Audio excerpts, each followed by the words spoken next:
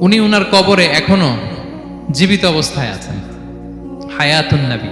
তবে আমরা এখন যেরকম জীবিত এরকম নয়, বারজাকি জগতের জীবিত। তিনি ইন্তেকাল করেছেন, মৃত্যুবরণ করেছেন নিঃসন্দেহে। তিনি বারজাকি জগতে চলে গিয়েছেন, কিন্তু সেই জগতে তিনি জীবিত।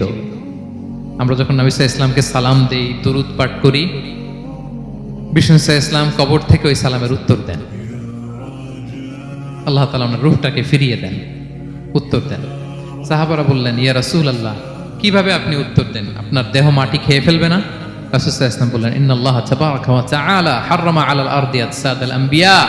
আল্লাহ তাআলা নবীদের দেহকে নষ্ট করা মাটির জন্য হারাম করে দিয়েছেন। কোনো মাটি কোনো নবীর দেহকে টাচ করতে পারে না, নষ্ট করতে পারে না। নবীরা কবরে জীবিত, সেখানে সালাত আদায় করে, তাদেরকে স্পেশাল রিজিক দেওয়া হয়। এটাকেই বলা হয় হায়াতুন নবী। তিনি বারজাকি জগতে জীবিত।